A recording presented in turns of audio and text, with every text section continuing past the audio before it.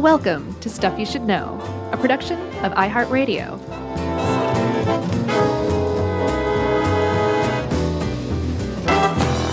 Hey, I guess I want to say hey and welcome to the podcast, but this is a little different because this is the intro to the podcast.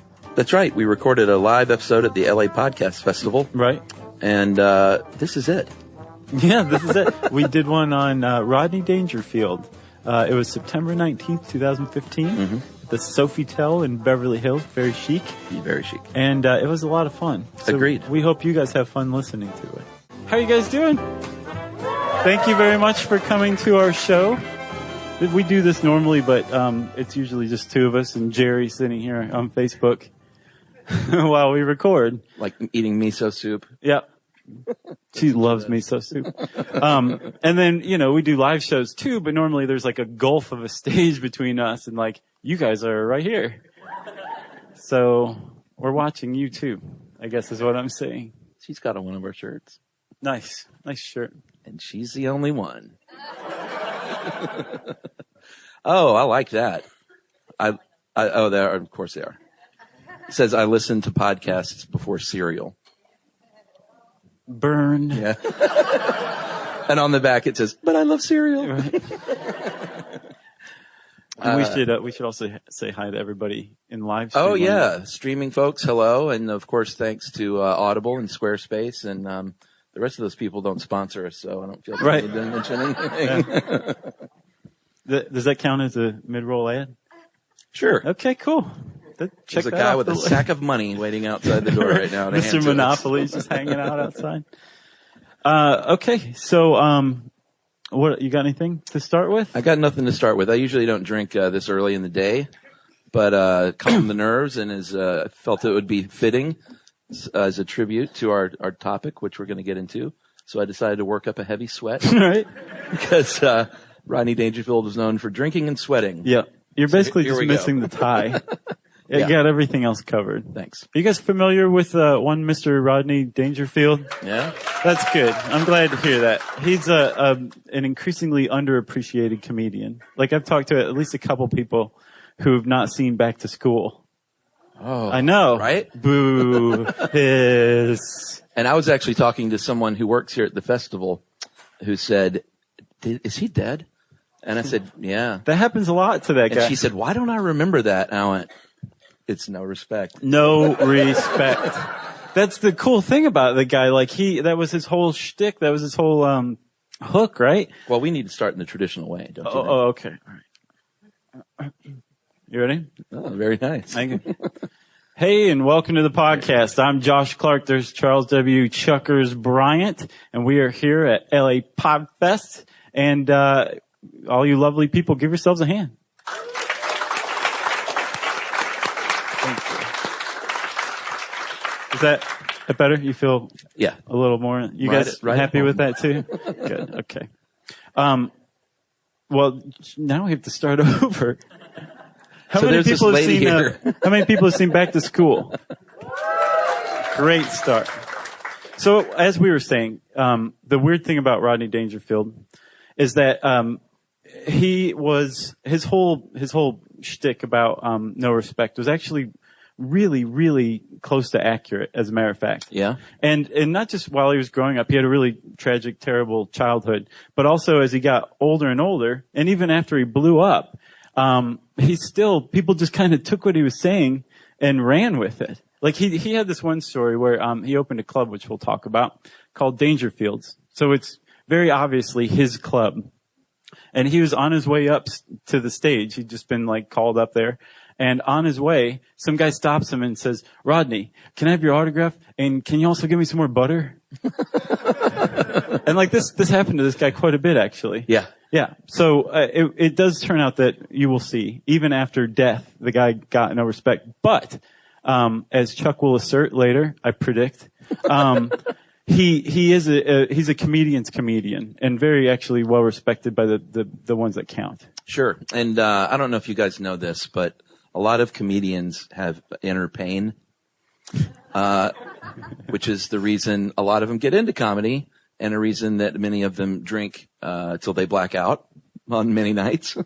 Inner pain is no secret to the comedy world, but you'd be hard pressed to find someone who was as legitimately depressed and sad as Rodney Dangerfield. He was like a crying clown for real. He was. He often talked about the heaviness he felt every day when he woke up.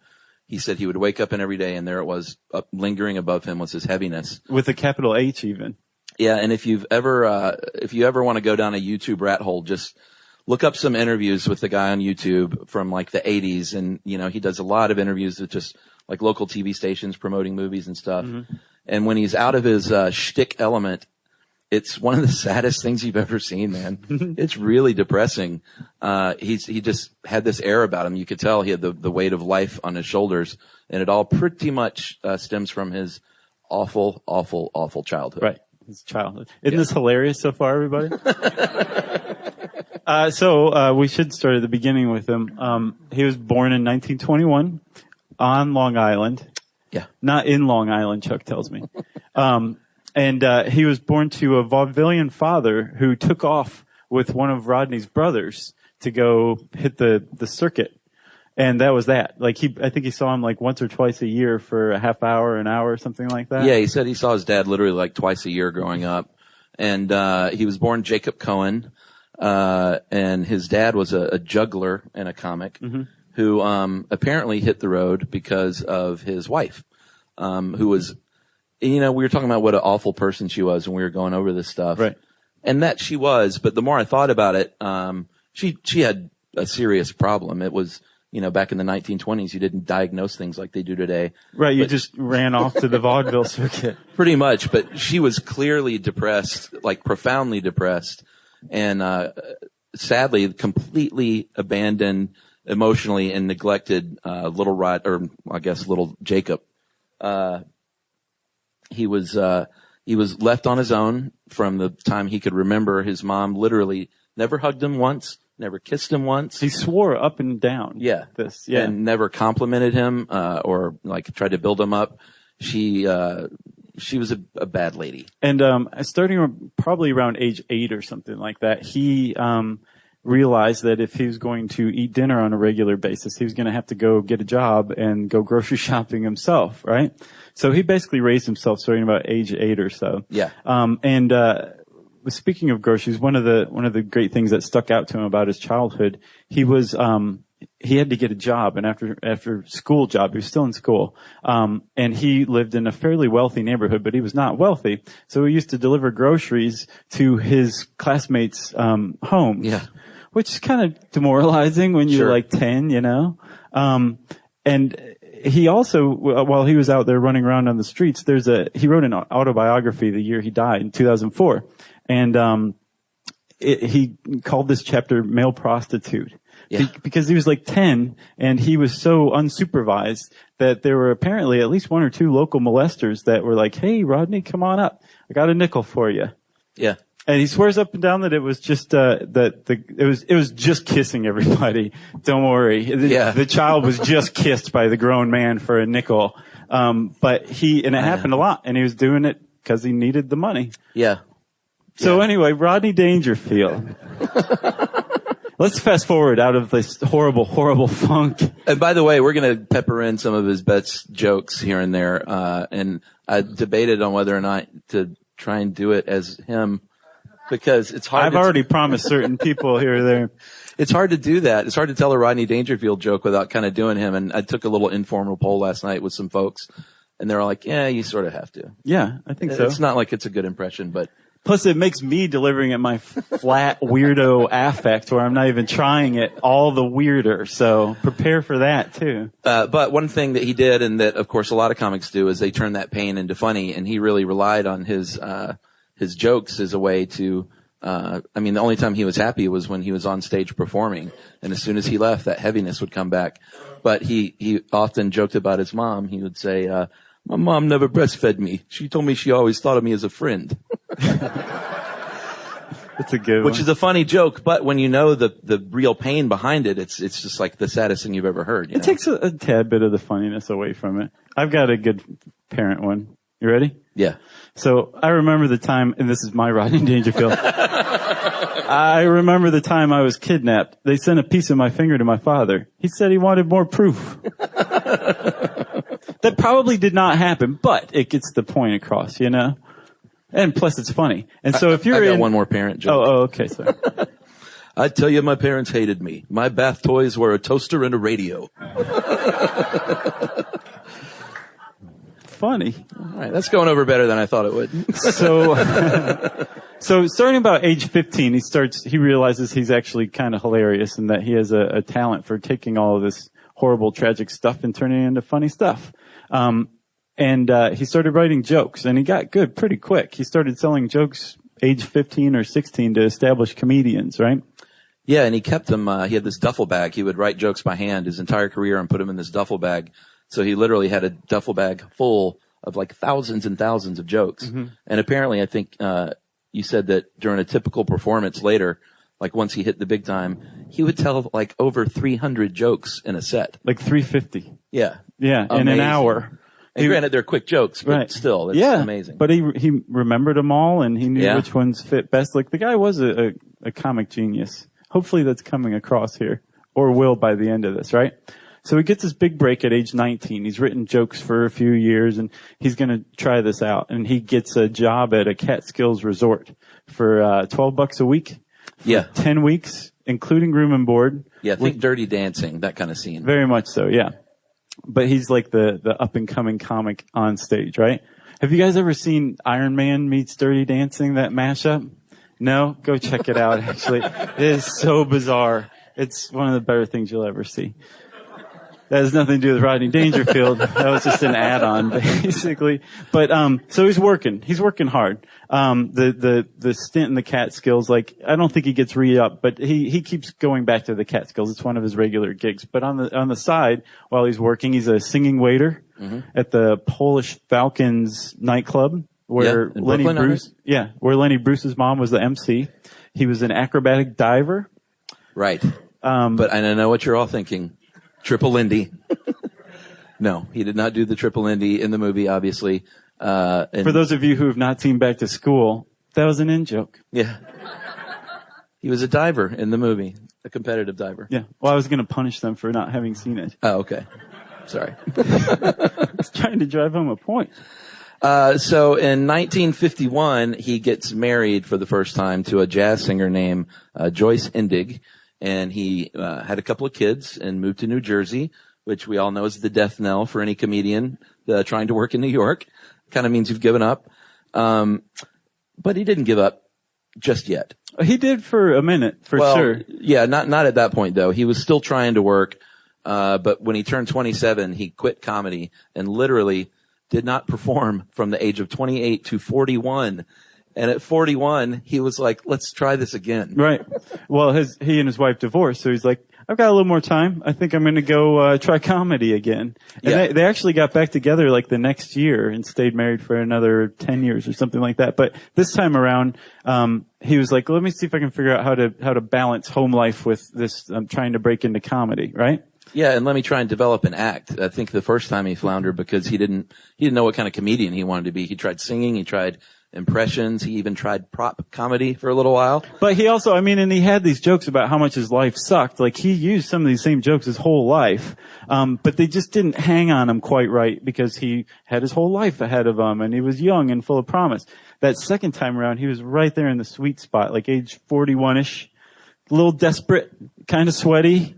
And, these jokes about how bad his life was going, like really just kind of hit a lot more. He adopted a persona basically. And, that definitely helped. Yeah. I mean, it was sort of him, but it was also a character. And when I was researching this, I was kind of thinking about you don't see a lot of character comedians anymore. No. Like that was the sort of the heyday with like Andrew Dice Clay and, Rodney Dangerfield and Emo Phillips, and it seemed like there were a lot of characters, but now it's just like, look at this thing that happened in my life and how funny it is. Look at all these witty observations. That was Chuck Travolta. About my life. I'd like to see some good character comedians come back. Yeah, I can't think of a Are there single any one out there? I guess Brent Weinbach, that's kind of a character. Oh, wait, right? what about like Larry the Cable Guy? He's total I assume he's a character. No, that is right? a character because he started okay. out as a completely different kind of comedian. Oh, yeah. And then he did. adopted that persona. Yeah. But I don't count him as a comedian, so. He's not watching, don't worry. No, he's not. He's writing bad jokes. I'm going to start a flame war with Larry the Cable Guy. I'll totally take him up on that flame war. Although he could squash me with his sacks of money. So he adopts his character. He changes his name legally at this point to Jack Roy, which was that his father's name? His father's stage name was Phil Roy. Yeah, and so he changed his name legally to Jack Roy, and that was his real name till the day he died. And he was performing under that name for a while until he tried this second go and decided, I don't want anyone to remember Jack Roy. So, he told this guy that was booking him at a club in Manhattan, could you just make up a name for me and put that on the, well, I guess it wasn't a marquee, but on the playbill. Yeah. Or, in any ad they took out. Yeah. So the guy, who ran this place, the Inwood Lounge, I think, came up with Rodney Dangerfield, right?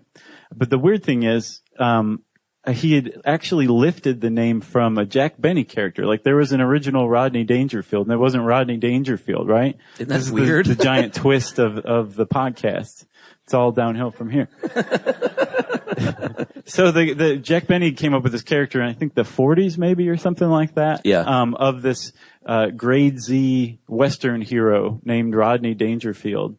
And, I guess the lounge owner remembered it and came up with that. Rodney Dangerfield had no idea about this. So he's walking around like using this name for years. Yeah. And apparently he met Johnny Carson once at one of his shows and Johnny Carson was like, where your name came from, right? And he said, no, I don't. What are you talking about? Yeah, he explained the whole Jack Benny thing, and later on he saw Jack Benny, and Jack Benny wasn't like mad or anything. He actually said, I really love what you did with the character, and you really, you did it just right, so no harm, no foul. Yeah. They hugged it out from that. Very famously.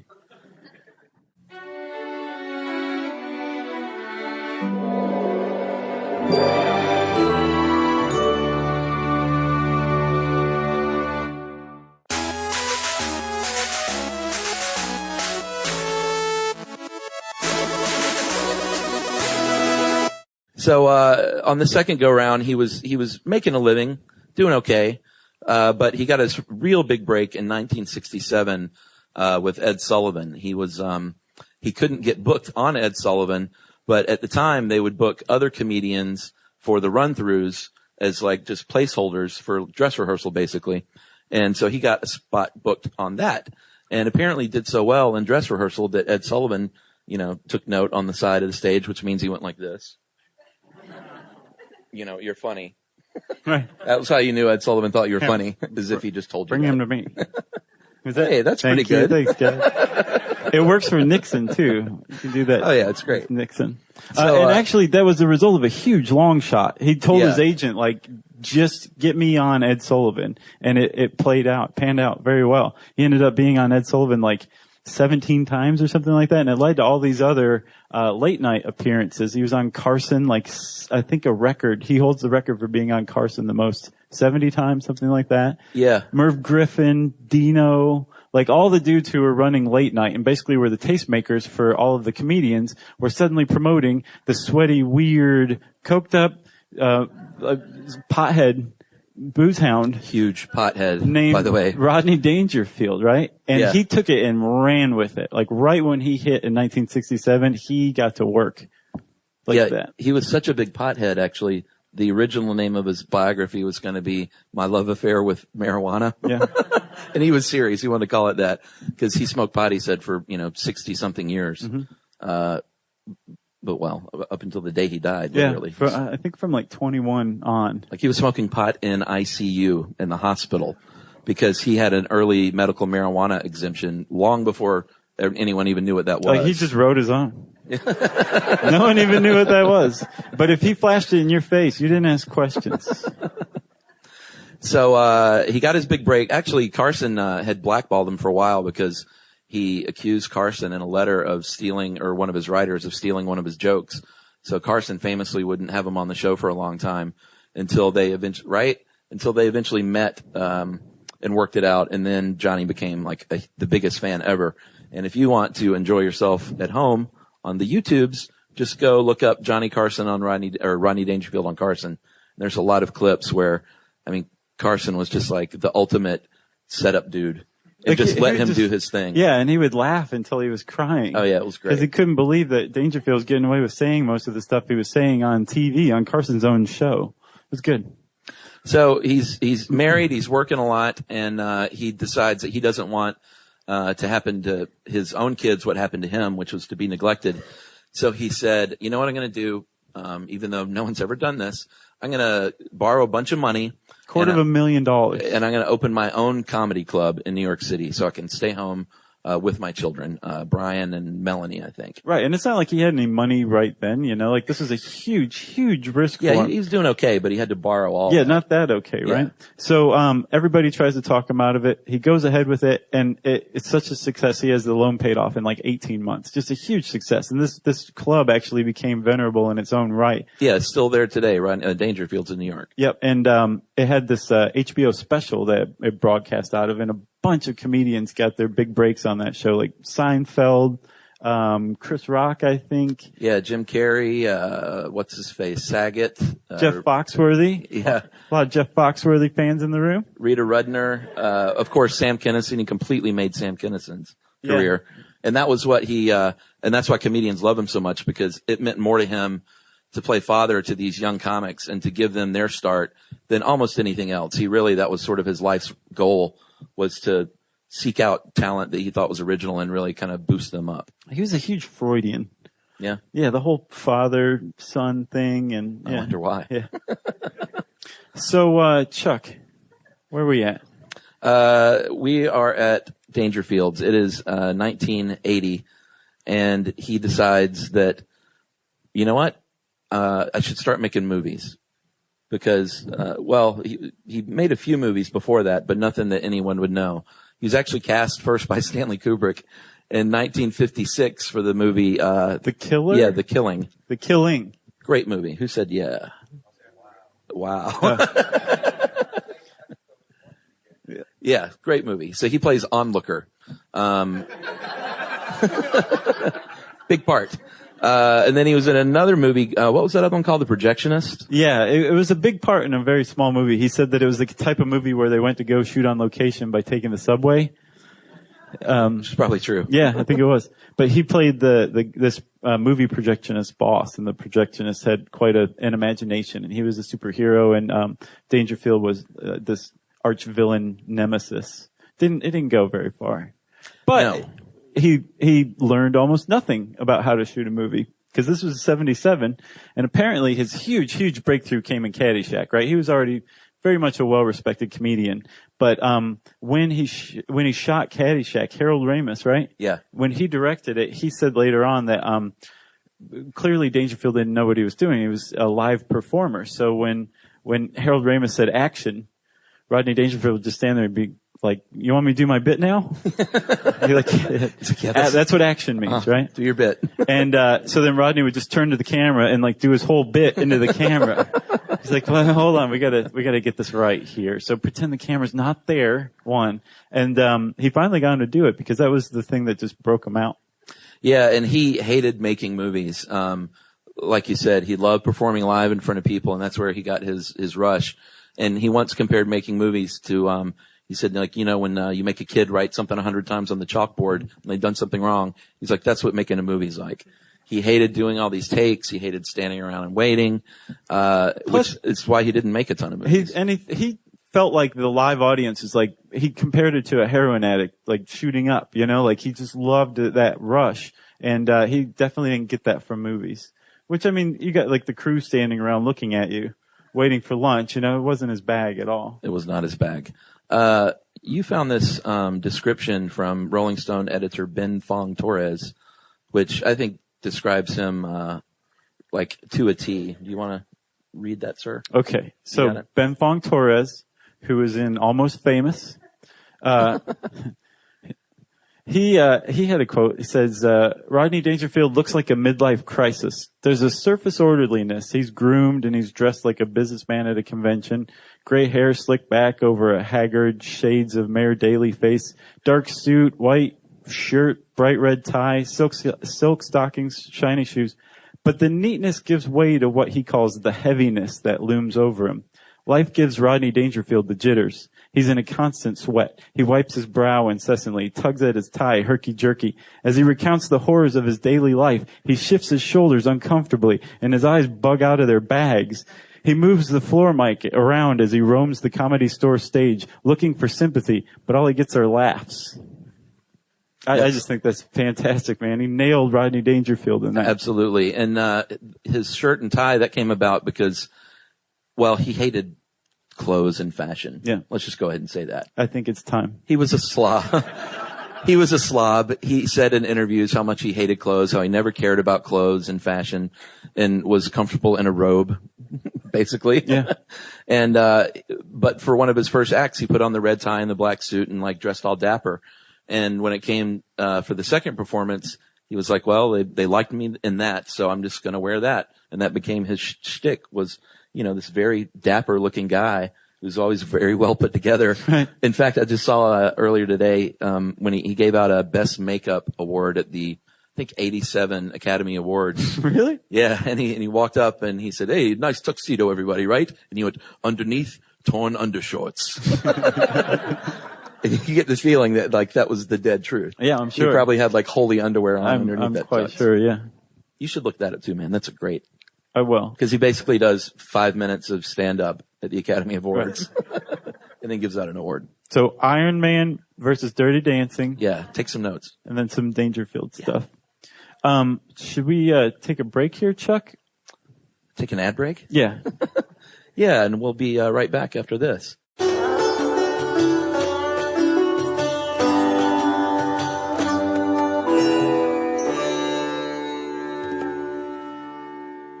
Big announcement, folks. It's called a podcast event called The Message. That's right. Thanks to GE Podcast Theater and Panoply, there is an 8-part series out right now called The Message. And you can get it wherever you get your podcasts. Yeah, and you know what? It's going to blow your collective scientific minds because it's currently rocking our worlds. Yep. So The Message follows the story of Nikki Tomlin, who's a PhD in linguistics, right? That's right. At the University of Chicago, if I'm not mistaken. That's right. And she's following a team of cryptologists, which really, if you say cryptology, you've really got me hooked already. Sure. They're a research think tank called Cypher. And they're trying to decode a message received from outer space from 70 years ago. Yeah, it's from outer space, we think. And if you're not familiar with the story, well, then I guess you better go listen to The Message. You can get it on iTunes. You can get it on any of your podcast apps. Just go search for The Message and subscribe today. Yeah, so thanks to GE Podcast Theater and Panoply for pushing the boundaries of the medium. You guys are doing a great job. Mm-hmm. Go subscribe to The Message and listen today.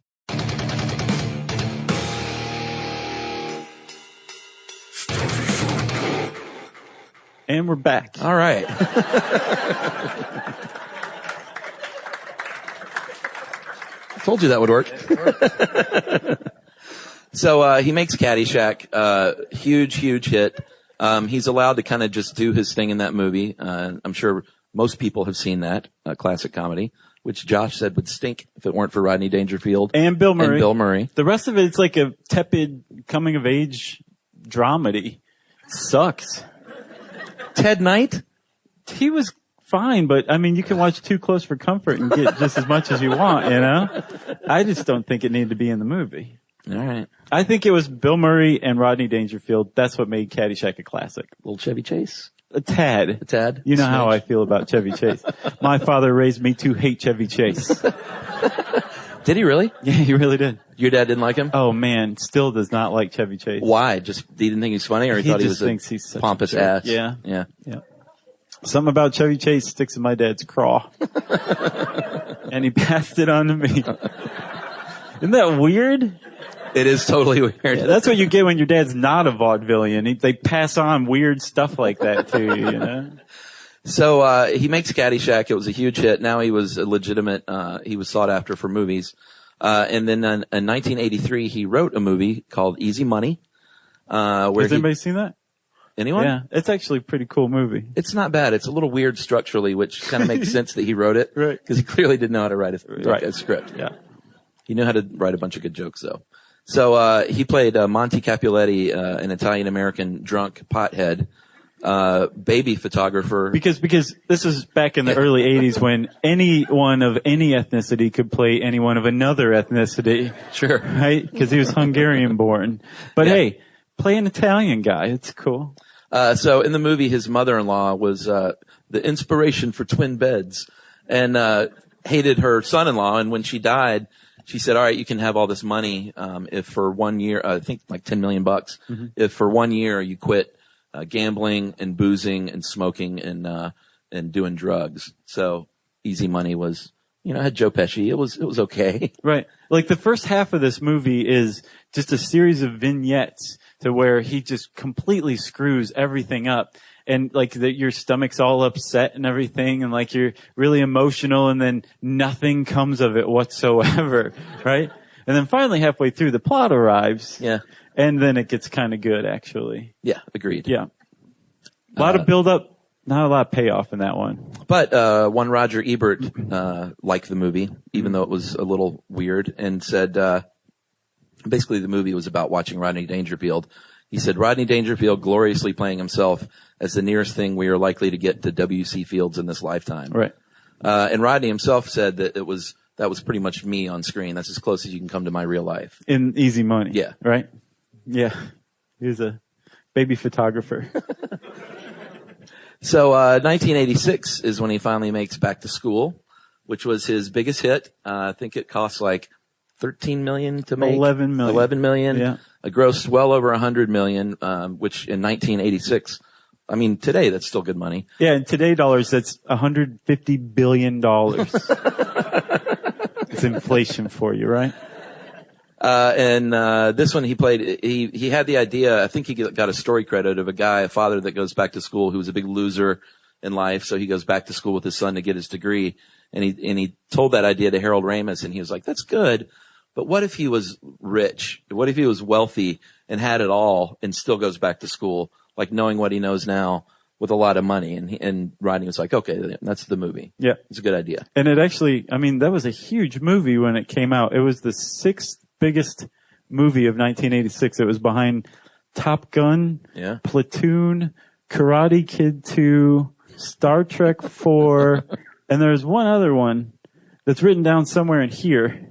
But they were big movies, and it was like the sixth highest grossing movie of the year, and it's Rodney Dangerfield, right? Yeah. And so he has hit it big at this time and is a huge movie star and the biggest comic. I think they did a survey in the late 70s right before his movies with college students that said that they were Rodney Dangerfield was their favorite comic.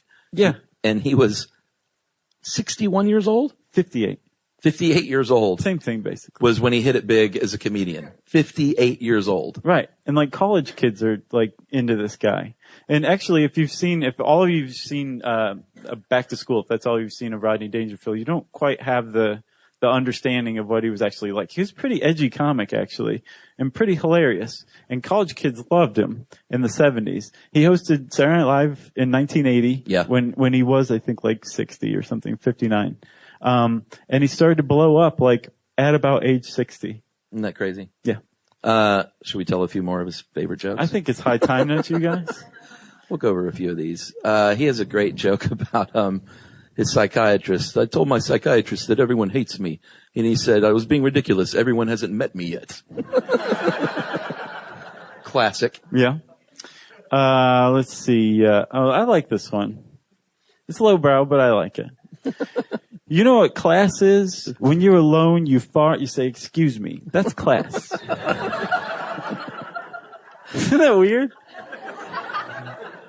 So if you haven't noticed, a lot of his jokes were, they were self-deprecating for himself, but also about his family. He talked about his wife was dumb and fat and his son was stupid. And even when he wasn't, I mean, it was all a character. So even when he wasn't married, he was telling jokes about his wife. Right, which must have made it a lot easier when he went home at night. Probably so. But, one of my favorite wife jokes was, I tell you, my wife can't cook at all. How can toast have bones? And your impression is getting better as we go along. Well, I'm drinking whiskey, so yeah? I'm not saying that brings has out anything the to do with it. Dangerfield in all of us. Let's see. I've got one. So like I said, he's a little weird, and I like that in a comic. Just bizarre stuff. He was talking about the bar that he was doing stand up in that night. He says, "What a joint." I asked the bartender for a double, and he brought out a guy who looks like me. I miss those days, man, where comedians just wrote great jokes. Set up punchline over and over. Yeah. I tell you, I drink too much. The last time I went to the doctor, I gave him a urine sample. It had an olive in it. So good. So classic. And then another thing I've learned about Rodney Dangerfield, when you go back and listen to his stuff, he wasn't like mean. He was self-deprecating. Yeah. Even when he was targeting like his family, mostly non-existent family, all of it reflected back on him and basically what a loser he was, right? And he didn't have very many mean jokes. He didn't tell like many gay jokes. He didn't tell racist jokes, anything like that. And this is like in the 70s when like everybody was telling horrific jokes like that, right? But he did have this fat joke that stuck out to me. Are you fat? Do you look at a menu and say, okay?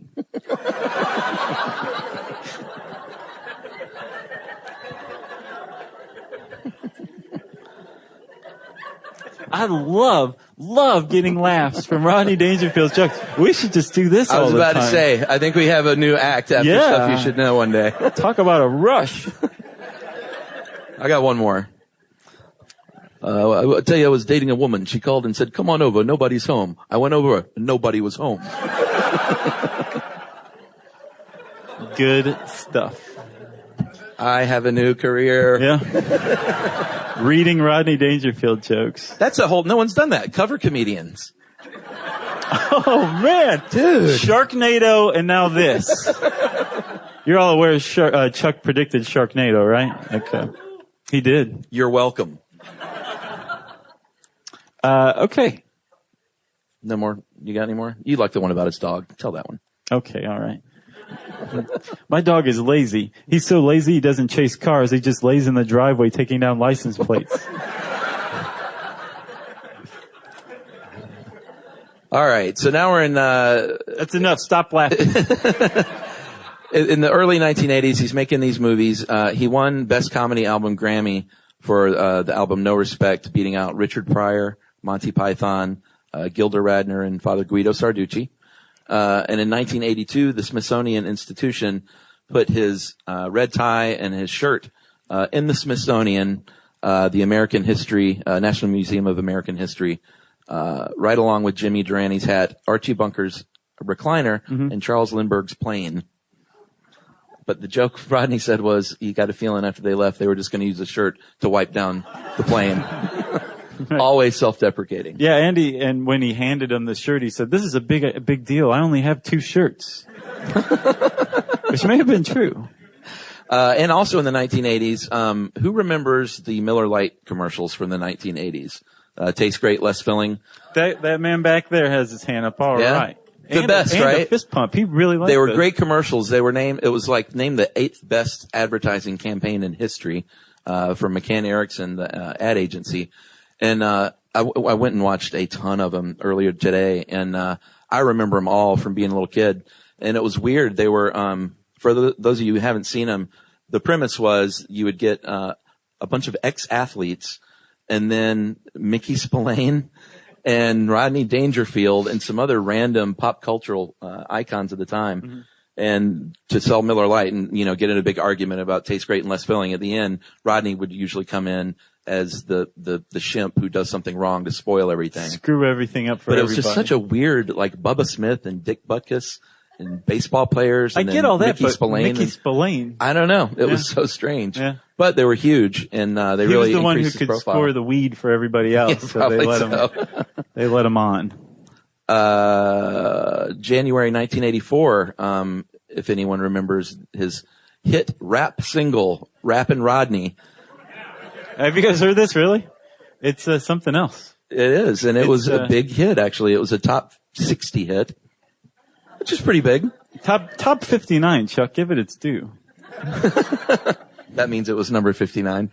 Yeah. Yeah. Yeah. So, it was right behind Uptown Girl, and it was Rodney Dangerfield rapping about being old. which sounds really bizarre now, but like legitimate rappers at the time, like say the Sugar Hill Gang, were rapping about like having dinner at your friend's mom's house. So it wasn't that far off the mark for the time, you know? It's like, be nice to your family. That's what raps were about at the time. Pretty much. The good old days.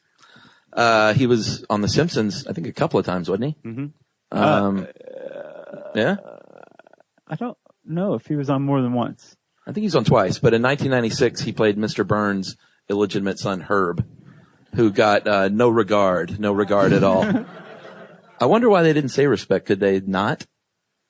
I think they were just... Was it just a joke? Messing around. Okay. Yeah, the man himself was there. I would have been surprised if he was like, look, guys, just one thing. I don't want to say respect. Maybe not. Can we just avoid that? I'm trying new things here. Trying to branch out, which actually he did branch out. He was actually a really creative guy. He had a live Broadway show that ran for a couple of weeks in 1988 called appropriately, Rodney Dangerfield live on Broadway, ! For a couple of weeks. Yeah. He wrote a romance novel, called La Contessa. And if you Google the image for this, it's disturbing. Yeah. It's basically like, your typical, it's Fabio basically with a woman, except it's got Rodney Dangerfield's face on it. And it's available on Audible. Oh, is it really? Yes, it is. With Rodney Dangerfield reading it. No way. I kid you not. Would I joke about what's on Audible? Well, I looked up earlier to see if his autobiography was on there. It is not. It's the only Rodney Dangerfield thing on there. It's awesome. Because it has the album art too. So you get that for free with the audiobook. He wrote, and I guess he didn't direct it, but he produced and wrote the movie Rover Dangerfield, the animated classic about a dog who gets no respect. And then Mr. Oliver Stone called him up one day and said, I have this role for you in a movie called Natural Born Killers, and it's about this sadistic father who is molesting his daughter, raping his daughter, and I think you'd be perfect for it. And Rodney didn't get it at first. He was like, why do you want me for this kind of role? He's like, you'll see. Yeah. And did you guys see that, Natural Born Killers? You can get this scene on YouTube. It's when Oliver Stone did the phony sitcom. It's how they portrayed that part of the movie. So they have a laugh track, and it's really disturbing. It's like at least 3 layers of bizarre, right? So it's like Rodney Dangerfield is a sadistic, incestuous molester. But it's Rodney Dangerfield. So that's the weird part. And then there's a laugh track to just throw you off that little extra bit, you know? It's very jarring. It was pretty well done, but the notable thing about that is that Oliver Stone let Rodney Dangerfield rewrite all of his lines. And he got a lot of critical acclaim for it. Everybody was like, Rodney Dangerfield? We had no idea. And he's like, seriously? If you go today and just Google the Rodney Dangerfield you can find a whole list of things. He's such a cultural icon. That phrase itself has become a thing now. Like, Petite Sirah is the Rodney Dangerfield of California wines. Yeah. Or the Memphis, Tennessee City Council is the Rodney Dangerfield of local government. Seriously, that's a thing. I even saw a guitar preamp was known as the Rodney Dangerfield of guitar preamps. Yes. My favorite is Palladium is the Rodney Dangerfield of precious metals. Isn't that stupid? We're not making this up. So Chuck, right about now, let's step back a second, press pause on this, and have a beautiful little message break. Agreed.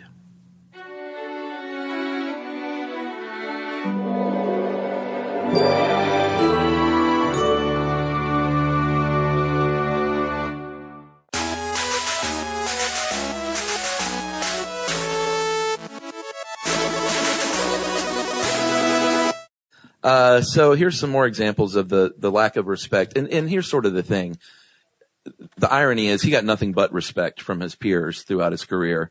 But outside of that, there was still just doses peppered throughout his life and examples of times where he didn't get any respect. Like when he sued Star Magazine, they published a story about him being in Las Vegas and said he would drink like tumblerfuls of vodka and smoke pot all day long and do cocaine, which was all completely was true. Probably dead on. But he knew that they couldn't prove it, so he sued them for libel.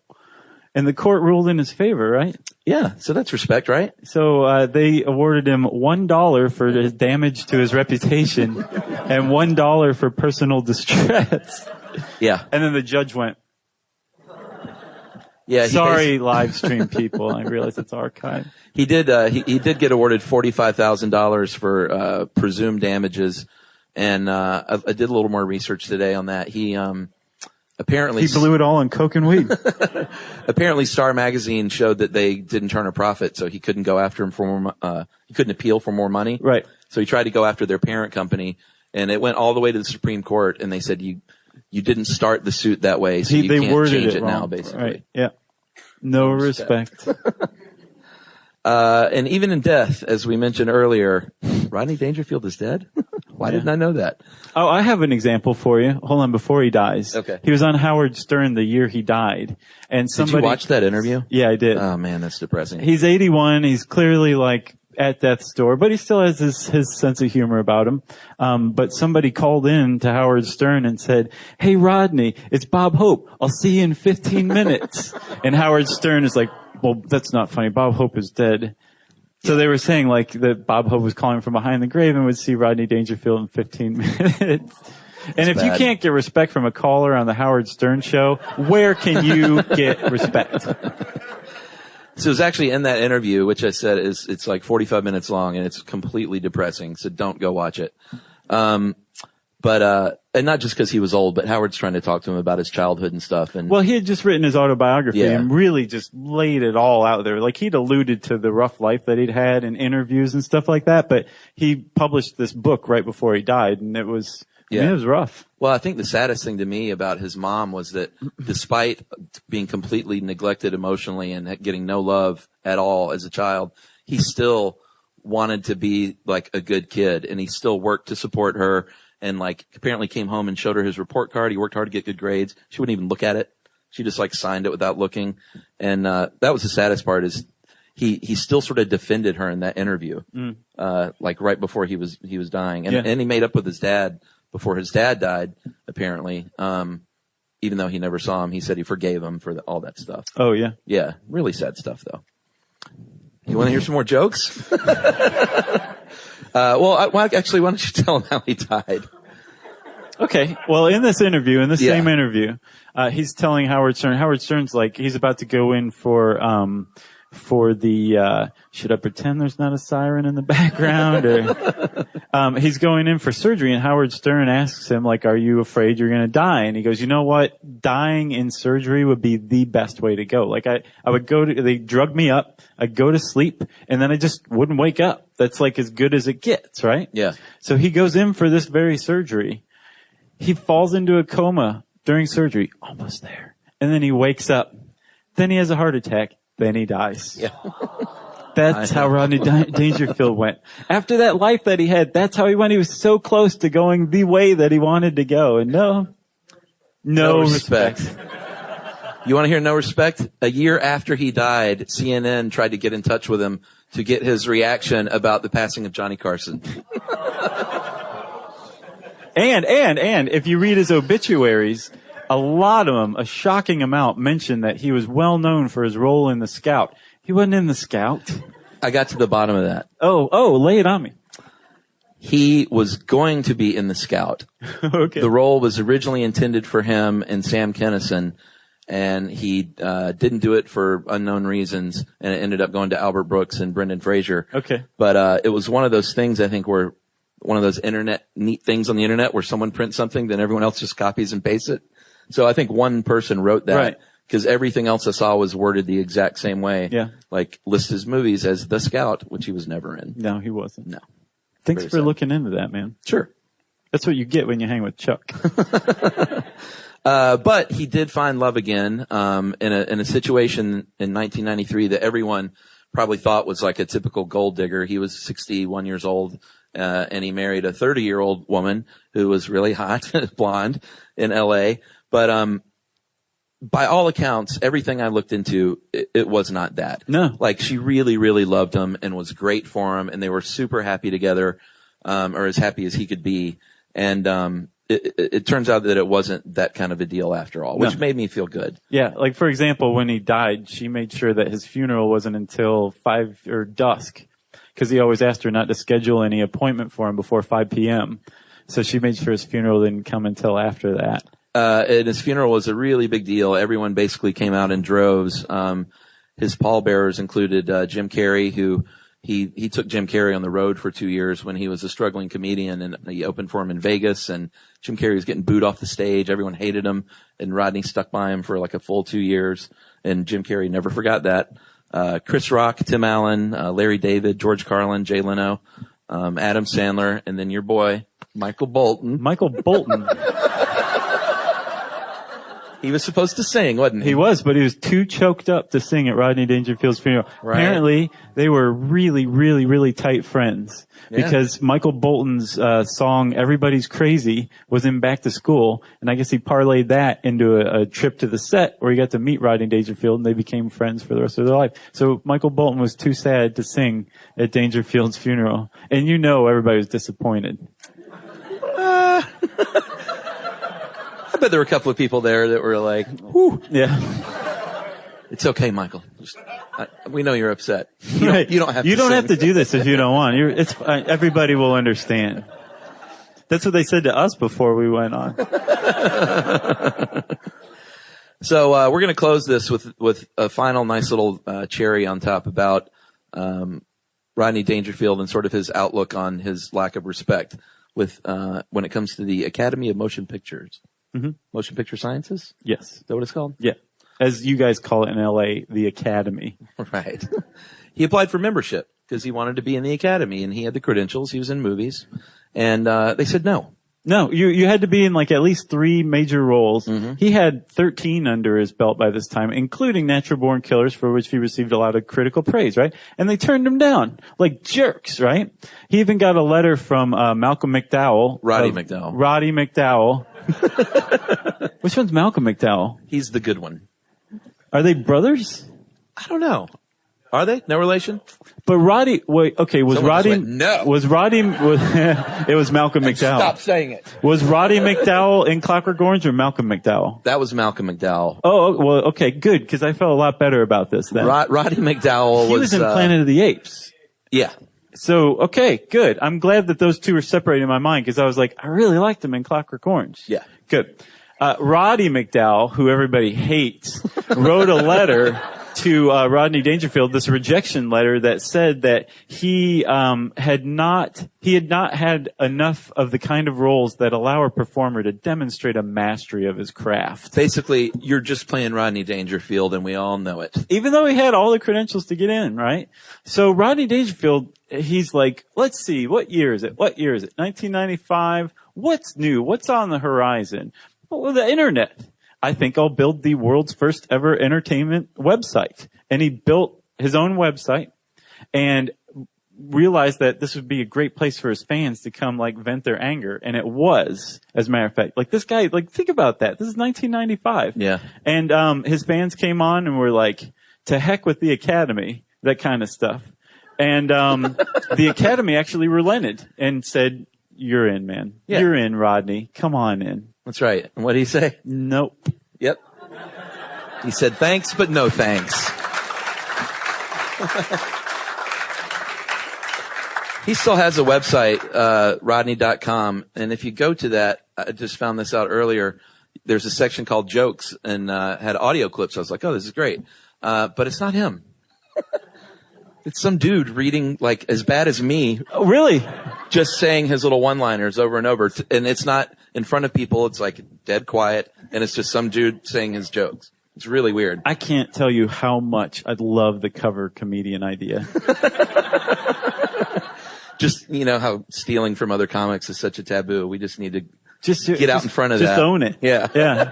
Mix up a little like Mitch Hedberg and Rich Little and blow people's minds. Do a little Stephen Wright there in the middle. Yeah. Perhaps. Yeah. I like it. So, that's Rodney Dangerfield, everybody. That's our show. If you wanted any more, you're SOL. That's right. Yeah, you can clap if you want. It's cool.